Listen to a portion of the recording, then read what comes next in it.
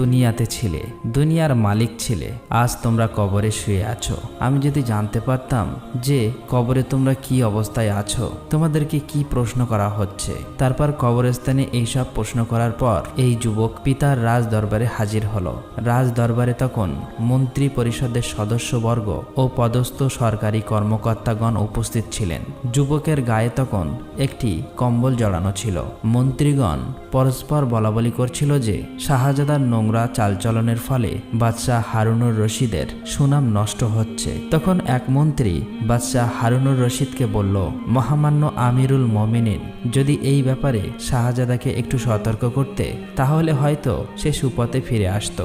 মন্ত্রীদের এই আলোচনা শোনার পর খলিফা বাদশাহ হারুনুর রশিদ তার ছেলেকে ডেকে বলল, বৎস, তোমার নোংরা চালচলন আমাকে অপমান করছে। রীতিমতো এটা নিয়ে সবাই বলাবলি করছে, তাই আমি যা বলি তাই শোনো। বাদশার বক্তব্য শুনে যুবক একটি পাখিকে উদ্দেশ্য করে বলল, তোমার সৃষ্টিকর্তা আল্লাহর শপথ, তুমি আমার হাতে এসে বসো। পাখিটি যুবকের এই কথা শুনে তার হাতে এসে বসলো। তারপর যুবক আবার বলল, তুমি আগে যেখানে বসেছিলে আবার সেই স্থানে চলে যাও। তখন পাখিটি যুবকের আদেশ পালন করলো এবং আগের জায়গায় গিয়ে বসলো। যুবক এই অস্বাভাবিক ঘটনা প্রদর্শনের পর পিতার খেদমতে আরজ করিল, আব্বাজান, প্রকৃতপক্ষে দুনিয়ার মহব্বতের কারণে আপনি আমাকে ঘৃণা করছেন, সুতরাং আমি আপনাকে ত্যাগ করার সিদ্ধান্ত নিয়েছি। এই ঘটনার পর যুবক একটি কোরআন শরীফ সঙ্গে নিয়ে রাজপ্রাসাদ ত্যাগ করে পথে বের হলেন। তার সঙ্গে শুধু একটি মূল্যবান আংটি ছাড়া সপরে অন্য কিছু সামান ছিল না। অতঃপর সে পথঘাট কিছুই চেনে না, কোথায় যাবে, রাত্রে কোথায় আশ্রয় নেবে, আহারের প্রয়োজন কি হবে কিছুই জানা নেই। সে শুধু এতটুকুই জানে, এই নোংরা দুনিয়ার সকল ভোগবিলাস ত্যাগ করে চিরস্থায়ী আল্লাহকে পেতে হবে। দীর্ঘ সফরের পর যুবক ইরাকের বসরা শহরে উপস্থিত হলেন। হযরত আবু আমির বসরি রহমাতুল্লাহ আলাইহি বলেন, একদিন আমার বাড়িতে একটি দেয়াল ধসে পড়লে আমি সেই দেওয়াল মেরামত করার জন্য একজন কাজের লোকের সন্ধানে পথে বার হয়েছিলাম। তখন এক ব্যক্তি আমাকে এই কাজের ভালো কারিগর হিসাবে এই যুবককে দেখিয়ে দিলেন। আমি দেখতে পেলাম সুডাম দেহি সুদর্শন যুবক পথের পাশে বসে কোরআন শরীফ তেলাওয়াত করতেছে। আমি তার কাছে গিয়ে জিজ্ঞেস করলাম, আসসালামু আলাইকুম, আপনি মজদুর হিসেবে কাজ করবেন? সেই যুবক সঙ্গে সঙ্গে রাজি হয়ে বললেন, কেন করব না, মজদুর করার জন্যই তো আমাদেরকে সৃষ্টি করা হয়েছে। আপনি বলুন আমার দ্বারাই কি খেদমত নিতে চান। আমি তাকে বললাম, একটি দেয়াল নির্মাণ করতে হবে। তখন যুবক দুটি শর্ত দিয়ে বললেন, একদিনের কাজের বিনিময়ে আমাকে 1 দিরহাম ও 1 দানেক অর্থাৎ 1 দিরহামের ষষ্ঠম অংশ দিতে হবে।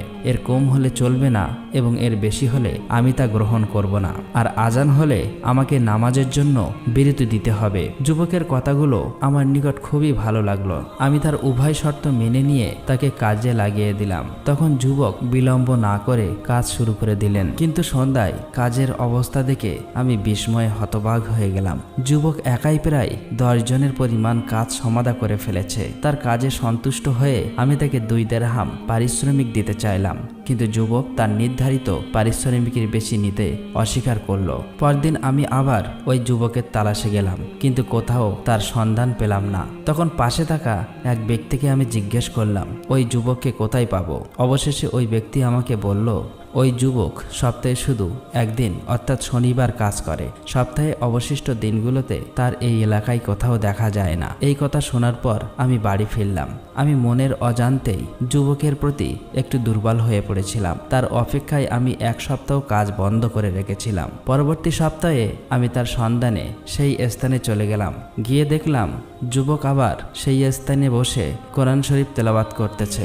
আমি প্রথমে তাকে সালাম দিলাম। যুবক সালামের উত্তর দিলেন। তারপর আমি তাকে কাজের কথা জিজ্ঞেস করলাম। তিনি উত্তর দিলেন, আগের মতো 2টি শর্ত আছে।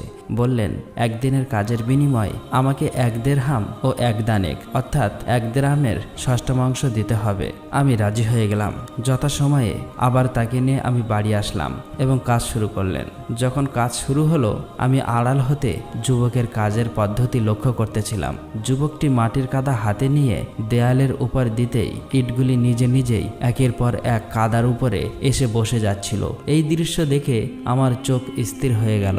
যুবকটি শান্তভাবে কাজ করে যাচ্ছিল। আল্লাহর কুদরতে তার কাজের অগ্রগতি হচ্ছে অত্যন্ত দ্রুত।